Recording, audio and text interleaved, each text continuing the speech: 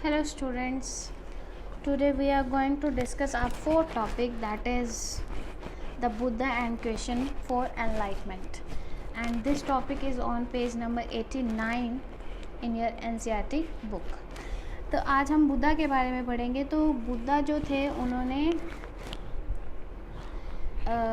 अपने मैसेजेस को काफ़ी स्प्रेड किया, और ये जो मैसेजेस थे वो ना केवल इंडिया में बल्कि बहुत सारी कंट्रीज़ में स्प्रेड किए गए थे,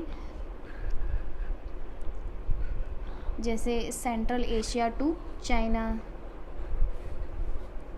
central Asia to China, Korea, Japan and Sri Lanka,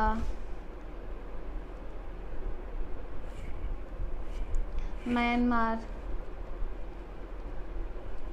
Thailand and Indonesia. यानी अल्टीमेटली हम ये कह सकते हैं कि जो बुद्धिस्ट रिलीजन था वो सिर्फ इंडिया तक ही लिमिटेड नहीं था, वो काफ़ी वर्ल्ड के काफ़ी पार्ट्स तक स्प्रेडेड था। तो आज जो हम बात करेंगे यही बुद्धा और उनके एनलाइटमेंट के बारे में ही बात करेंगे। तो ये जो हमें पता चला बुद्धा की टीचिंग्स के बारे में, तो उसके लिए जो हमें सोर्स मिला यानी जिन सोर्सेज से हमें बुद्धा की टीचिंग्स के बारे में पता चला, that is Buddhist text. Buddhist text हमने पहले भी इस बुद्धिस्ट टेक्स्ट की काफ़ी बार बात की है, जैसे पिताके के बारे में हमने प्रीवियस चैप्टर्स में बहुत बार बात की है। तो उनसे हमें बुद्धिस्ट रिलीजन के बारे में पता चला था, और साथ ही साथ हमें हैजियोग्राफी से भी पता चला था। किससे? हैजियोग्राफी। हैजियोग्राफी क्या होता है? हैजियोग्राफी जैसे बायोग्राफी होती है जो किसी के बारे में बताती है, यानी किसी पर्सन की लाइफ के बारे में बताती है, और ऑटोबायोग्राफी होती है जब एक पर्सन अपनी लाइफ के बारे में बताता है। उसमें उसकी डेथ वाला पोर्शन नहीं आता, लेकिन बायोग्राफी में उसकी डेथ वाला पोर्शन भी आता है। ऐसे ही हैजियोग्राफी क्या होती है? एक ऐसी ग्राफी होती है जिसमें सेंट की लाइफ के बारे में, यानी किसी संत महात्मा की लाइफ के बारे में बताया जाता है।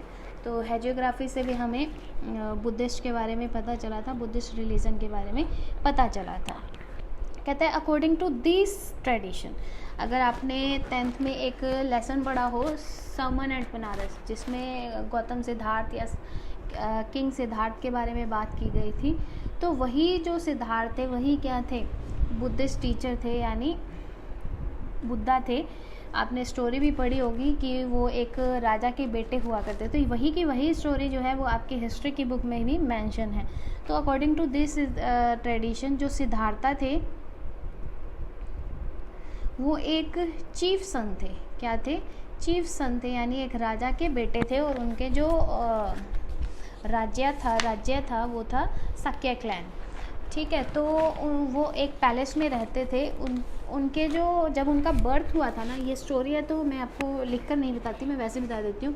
जब उनका बर्थ हुआ था, तो जब उनका नामकरण वगैरह या जो भी ट्रेडिशन किया जाता था उस टाइम पीरियड पे, या आज भी किया जाता है, after a birth of a person या चाइल्ड, बेबी हम कहें, तो एक भविष्यवाणी की गई थी कि या तो ये जो सिद्धार्था हैं वो बहुत अच्छे राजा बनेंगे, नहीं तो वो क्या बन जाएंगे? बहुत अच्छे संत बन जाएंगे। तो ये भविष्यवाणी उनके मन में की गई थी। लेकिन उनके फादर के मन में एक साथ साथ ये भी डर डाला गया था कि अगर ये संत बन गए तो ये आपका सारा ही राजपाट छोड़कर चले जाएंगे। तो इसलिए इन्हें जो भी लाइफ की रियलिटी है, जो पेन होते हैं, जो हैप्पीनेस होती है, या जो सराउंडिंग्स होती है, लाइफ डेथ, इनके बारे में इन्हें कभी मत पता लगने देना। अगर इन्हें पता लग गया तो ये क्या बन जाएंगे? एक होमलेस सेंट बन जाएंगे। तो इन्होंने क्या किया था, मतलब सिद्धार्था को स्टार्टिंग में बिल्कुल भी नहीं पता होता था कि सोरो क्या होती है। आपने ये स्टोरी पढ़ी भी होगी 10th क्लास में। लेकिन एक दिन क्या होता है, ये अपने जो भी चैरियटेर होते हैं, यानी जो इनके रथ वगैरह पड़ते हैं, चैरियट तो आपको पता ही है, चैरियटेर जो होते हैं उन्हें कन्विंस कर देते हैं। ये सारी की सारी स्टोरी जो आपकी बुक में लिखी हुई है, उन्हें कन्विंस कर देते हैं कि उन्हें जो है अपने पैलेस से बाहर का वर्ल्ड देखना है। तो वो उन्हें ले जाते हैं, तो वो देखते हैं, सबसे पहले वो देखते हैं ओल्ड मैन को। किसे देखते हैं, एक ओल्ड मैन को देखते हैं, उनकी जो सिचुएशन होती है उसको देखते हैं। फिर वो देखते हैं एक सिक मैन को, एक बीमार आदमी के दुख को देख लेते हैं। फिर वो एक देख लेते हैं कॉप्स का मतलब जो ये फ्यूनरल की प्रक्रिया कर रहे होते हैं उसे, डेड बॉडी को देख लेते हैं। फिर उन्हें ये रियलाइज़ होता है कि जो ह्यूमन बॉडी है वो परमानेंट नहीं है, मतलब हमारी जो लाइफ है वो परमानेंट नहीं है। तो उन्हें काफ़ी अपसेट हो जाते हैं वो, और वो काफ़ी डिप्रेस्ड हो जाते हैं। तो उन्हीं डिप्रेशन में वो एक और पर्सन देख लेते हैं जो होमलेस मेडिकेंट होते हैं। कौन होते हैं? होमलेस मेडिकेंट होते हैं। और इन सारी बातों को देखने के बाद वो भी डिसाइड कर लेते हैं कि वो अपना सारा कुछ घर बार छोड़कर इसी पाथ को अडॉप्ट करेंगे, यानी होमलेस मेडिकेंट बन जाएंगे। तो इसलिए वो अपने जो सारी राजपाट थी उसको छोड़कर चले जाते हैं। तो उन्होंने क्या किया था, एक मेथड था इन सारे मतलब एनलाइटमेंट के लिए जो उस टाइम पे यूज़ किया जाता था, दैट इज़ बोडली मोर्टिफिकेशन। बोडली मोर्टिफिकेशन का मतलब तप करना, भूखे रहना, फास्टिंग करना, काफ़ी देर तक तप करना, यानी अपनी बॉडी को ऐसी सिचुएशन में ले आना जिससे आपकी जो डेथ है वो बिल्कुल नियर बाय हो जाती है, और वो उस तरह से आपने तप करना। तो उन्होंने इस मेथड को अडॉप्ट नहीं किया, उन्होंने जिस मेथड को अडॉप्ट किया दैट इज़ मेडिटेशन। उन्होंने मेडिटेशंस की हेल्प से एनलाइटमेंट को करने की कोशिश की थी, और काफ़ी टाइम के बाद उन्हें एनलाइटमेंट यानी ज्ञान का प्रकाश हुआ। उन्हें इन सारी चीज़ों का पता चल गया। उन्हें ये पता चल गया लाइफ जो है वो परमानेंट नहीं है, वो टेम्परेरी नेचर की है। जो डेथ है वो क्या है, एक ट्रू है, एक सच है, एक परमानेंट एग्जिस्टेंस है जो आनी है। मतलब जो भी कोई अगर लिविंग ऑर्गेनिज्म इस लैंड पर एग्जिस्ट करेगा वो कभी ना कभी तो डेथ उसकी होगी। तो उन्होंने ये सारे की सारी एनलाइटमेंट जानी, और उन एनलाइटमेंट के बारे में उन्होंने अपनी एक बुक में लिखा, या जो भी उन्होंने जिस तरीके से उन्होंने लिखा तो उसे कहा जाता है धम्मा। तो धम्मा में उन्होंने यानी जो सिद्धार्था थे यानी जो गौतम बुद्ध थे जिन्हें बुद्धा कहा जाता है, उन्होंने धम्मा में क्या लिखा था, अपनी सारी की सारी एनलाइटमेंट को लिखा था। यानी जो कुछ भी उन्होंने सीखा मेडिटेशंस के थ्रू, यानी जो कुछ भी उन्हें प्राप्त हुआ मेडिटेशन के थ्रू, या हम कह सकते हैं द पाथ ऑफ राइटेसिस लिविंग, जो एक सही तरीका था ज़िंदगी जीने का, उसके बारे में सारा का सारा उन्होंने मेंशन किया, एंड दैट इज़ कॉल्ड धम्मा। तो यही टॉपिक था आपका 4th, जिसमें हमने बुद्ध यानी बुद्धा के बारे में और उनके एनलाइटमेंट के बारे में पढ़ा कि उन्हें एनलाइटमेंट कैसे आई थी। अब हमारा जो टॉपिक है that is teachings of Buddha. अब हम ये देखेंगे कि बुद्धा की टीचिंग्स क्या है, यानी बुद्धा ने क्या सिखाया। बुद्धास टीचिंग्स, ये जो है ये बिल्कुल ही आपका तो 10th क्लास का चैप्टर है सर्मन एट बनारस, वही की वही स्टोरी है। कहते हैं कि जो बुद्धा की टीचिंग्स थी उसे क्या किया गया था, रिकंस्ट्रक्ट किया गया था। क्या किया गया था, फिर से कंस्ट्रक्ट किया गया था, और उसे लिखा गया था सूता पिताका में। रिकंस्ट्रक्ट किया गया था, और कहाँ से लिखा गया था, फ्रॉम सूता पिताका से, जो कि क्या है, एक बुद्धिस्ट टेक्स्ट है। और उसमें क्या बताया गया, उसमें एक स्टोरी के बारे में बताया गया है, जो स्टोरी से बुद्धा को एनलाइट यानी बुद्धा ने जो ये बताया था कि जो वर्ल्ड है उसमें जो वे ऑफ लिविंग है वो कैसे होना चाहिए। तो बुद्धा ने तो जब बुद्धा को एनलाइटमेंट हुआ तो जो लोग थे ना वो उन्हें क्या समझने लग गए थे, वो उन्हें एक ऐसा पर्सन समझने लग रहे थे, a person having super natural power, यानी जिसे सुपर नेचुरल पावर मिली हो,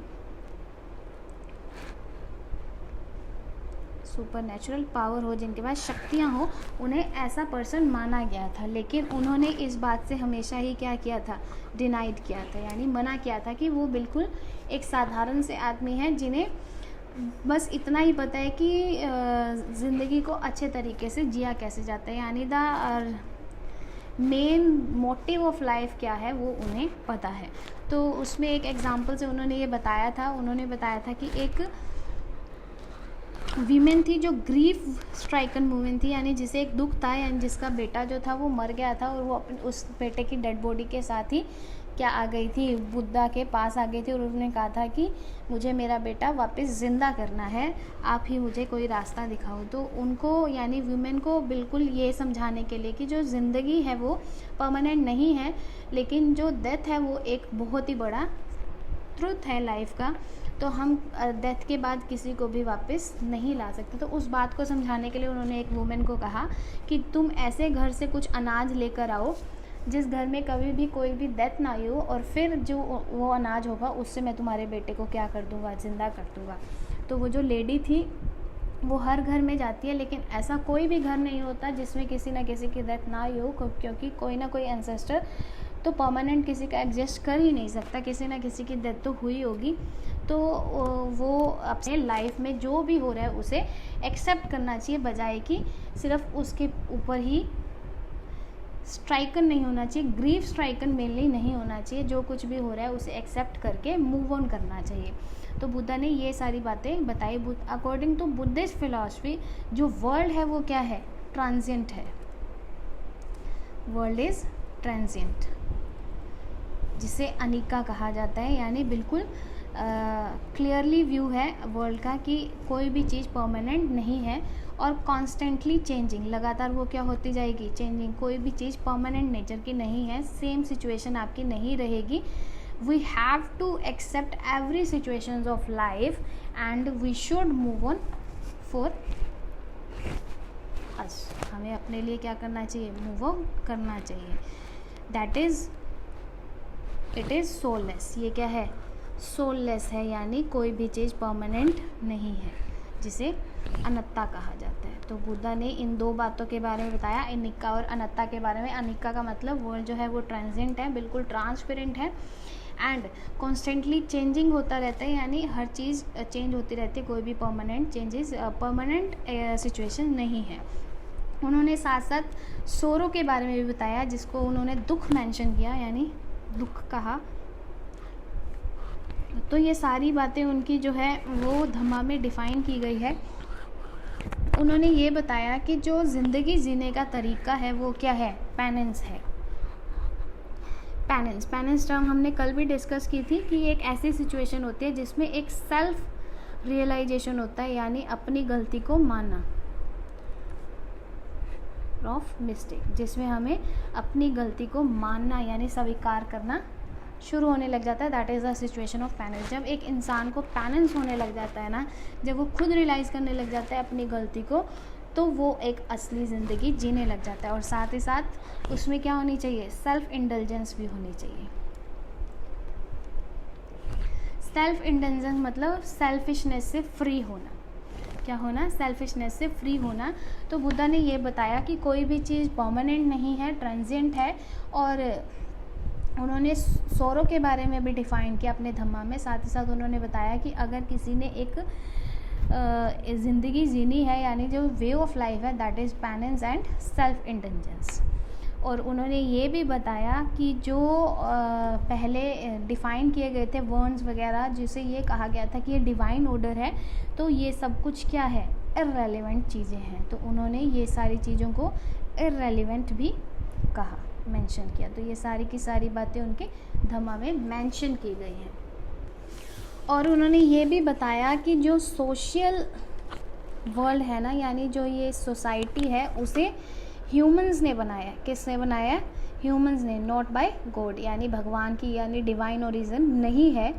उन्होंने ये सब कुछ बताया। उन्होंने किंग्स और गृहपतिस को ये एडवाइस भी की कि उन्हें ह्यूमेन और एथिकल होना चाहिए।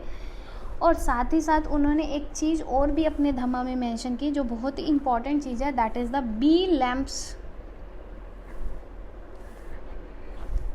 अनटू योरसेल्व्स, यानी अपनी ही ज़िंदगी का प्रकाश बनो, लैम्प बनो, अपने आप को रास्ता बताओ। As all of you must work out your own liberation, you must work out your own liberation. तो उन्होंने इस बात को डिफ़ाइन किया, जिसका मतलब ये है कि आप अपने आप को खुद ही रास्ता दिखाओगे, आपको खुद को ही डिफ़ाइन करना पड़ेगा। आपका दिल ही आपको बताएगा कि क्या सही है और क्या गलत है। तो ये आपकी इंटरनल फीलिंग होगी जिससे आपको सही गलत का पता चलेगा। Nobody tells you about what is wrong and what is right. तो ये सारी चीज़ें जो थी उनके धम्मा में मेंशन की गई थी और यही सब जो था बुद्धास की टीचिंग है जो लोगों में स्प्रेड की गई, लोगों को समझाया गया था। अब हम बात करेंगे बुद्धास के फॉलोवर्स की। तो जो बुद्धा के फॉलोवर्स हुआ करते थे तो उनकी जो एसोसिएशन होती थी, यानी डिसाइपल्स, या हम इसे डिसिपल्स भी बोल सकते हैं, प्रोनाउंस करना आपके ऊपर डिपेंड करता है। इसे दोनों ही प्रोनाउंस किए जाते हैं, चाहे वो डिसाइपल्स बोलो या डिसिपल्स बोलो। जो उनकी डिसाइपल्स के ग्रुप हुआ करते थे उन्हें कहा जाता था संघ। क्या कहा जाता था? संघ कहा जाता था। और इस संघ में क्या होते थे? टीचर्स ऑफ धम्मा होते थे, यानी धम्मा के बारे में जो बताते थे उन्हें, उन लोगों के ग्रुप को जो धम्मा के टीचर्स हुआ करते थे उन्हें संघ कहा जाता था। और जो मॉन्क्स हुआ करते थे वो बिल्कुल सिंपल रहा करते थे। जो मॉन्क्स हुआ करते थे वो बिल्कुल सिंपल रहा करते थे और उनकी जो लाइफ थी वो किस पे बेस्ड थी? अर्न्स पे बेस्ड थी। अर्न्स का मतलब चैरिटी, जो दान में उनको फूड वगैरह मिलता था उसी से वो क्या करते थे? सर्वाइवल करते थे। लेकिन इनकी एक कंडीशन हुआ करती थी, यानी ये वर्ल्डली प्लेजर्स को डिनाई करते थे। क्या करते थे? डिनाई टू वर्ल्डली प्लेजर, जो संसार के सुख हैं उसको डिनाई करते थे। जिसके लिए ये क्या करते थे? इनके पास एक बाउल हुआ करता था जिसे हम बॉल कहेंगे।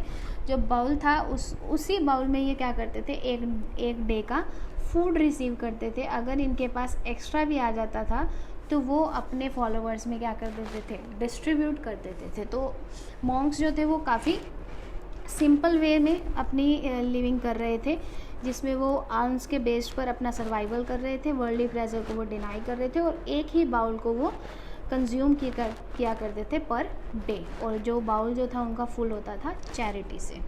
ठीक है, तो इन मॉन्क्स को क्या कहा जाता था? भिक्षुस कहा जाता था। क्या कहा जाता था? भिक्षुस। तो ये एमसीक्यू पॉइंट ऑफ व्यू से काफ़ी इम्पोर्टेंट चीज़ें हैं। भिक्षुस, तो इन भिक्षुस में से ना एक मोस्ट लवेबल भिक्षुस हुआ करते थे बुद्धास के, जिसे मोस्ट डियरेस्ट भिक्षुस भी कहेंगे। उनका नाम था आनंदा। क्या नाम था? आनंदा। आनंदा ने क्या किया था? बुद्धा को कन्विंस किया था। क्या किया था? कन्विंस किया था। उन्होंने इस बात के लिए कन्विंस किया था कि आप यहाँ जो इस टाइम पीरियड से पहले जो मेल थे ना, सिर्फ वही क्या बनते थे? मॉन्क्स बना करते थे बुद्धा के संघ के। तो उन्होंने कन्विंस किया कि आप फीमेल्स को भी बुद्धिस्ट रिलीजन को ज्वाइन करने के लिए, यानी धम्मा की टीचिंग करने के लिए अग्री करें। तो उन्होंने, आनंदा ने बुद्धा को कन्विंस किया और फिर एक पहली फीमेल जो भिक्षुनी बनी थी, क्या बनी थी? भिक्षुनी बनी थी। वो जो लेडी थी वो टीचर बनी थी, धम्मा की फीमेल टीचर बनी थी और उनका जो नाम था दैट इज़ महाप्रजापति गौतमी। महाप्रजापति गौतमी। वो जो लेडी थी वो फर्स्ट भिक्षुनी बनी थी, यानी फीमेल टीचर ऑफ धम्मा बनी थी। और वो जो थी ना, बुद्धा की फोस्टर्स माँ थी। क्या थी? फोस्टर मदर थी, यानी पालन पोषण करने वाली माँ थी, टेक केयर थी, उनकी केयर टेकर थी। तो वो क्या बनी थी? फर्स्ट भिक्षुनी बनी थी। और उसके बाद क्या था? फीमेल्स को ऐड किया गया इस संघ में। और इन भिक्षुनीज को क्या कहा जाता था? थेरिस कहा जाता था। क्या कहा जाता था? थेरिस। तो ये एमसीक्यू पॉइंट ऑफ व्यू से काफ़ी इंपॉर्टेंट चीज़ें हैं, अपनी नोटबुक में हाईलाइट कर लेना। तो जो फीमेल भिक्षुनी थी उन्हें थेरिस कहा जाता था अकॉर्डिंग टू बुद्धिस्ट टेक्स्ट। और जो बुद्धास के फॉलोवर्स थे वो डिफरेंट पीपल्स हुआ करते थे, डिफरेंट काइंड की सोसाइटी से आते थे, सोशल ग्रुप्स में से आते थे। तो वो कौन कौन हुआ करते थे? जैसे गृहपति हो गए, किंग्स हो गए, वेल्दी मैन हो गए, स्लेव्स हो गए, क्राफ्ट्स पीपल हो गए,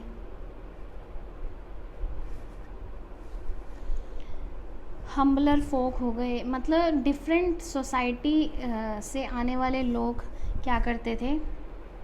बुद्धिस्ट रिलीजन को अडॉप्ट करते थे, और जब वो अडॉप्ट कर लेते बुद्धिस्ट रिलीजन को तब दे वर इक्वली ट्रीटेड। तो उन्हें क्या किया जाता था, इक्वली ट्रीटेड किया जाता था, weather he is a slave और किंग। तो उन्हें इक्वली ट्रीटमेंट दिया जाता था और उस संघ का मेंबर बनाया जाता था। उसमें ना तो कोई इनइक्वालिटी की जाती थी, ना कोई डिफ्रेंशिएशन किया जाता था कि ये राजा है और ये स्लेव्स है। तो जब ये बुद्धिस्ट रिलीजन में एंटर कर जाते थे या इस धम्मा की एजुकेशन को गेट करने के लिए एंटर कर जाते थे, तब उन्हें इक्वली ट्रीटमेंट दिया जाता था। तो ये जो इक्वली ट्रीटमेंट की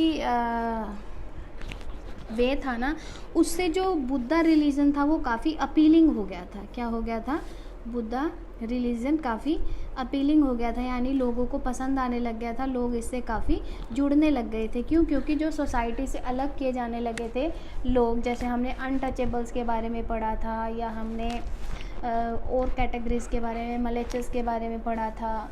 तो इन लोगों ने इन्हें क्या कर दिया गया था, सोसाइटी से आउट समझा जाता था। लेकिन जब उन्होंने बुद्धा रिलीजन को ज्वाइन किया, बुद्धिस्ट रिलीजन को ज्वाइन किया, तो उन्हें क्या किया गया, इक्वली ट्रीट किया गया, जिसकी वजह से ये जो रिलीजन था काफ़ी अपीलिंग होने लग गया, लोगों को पसंद आने लग गया, लोग इसे ज्वाइन करने लग गए, इसे फॉलो करने लग गए थे।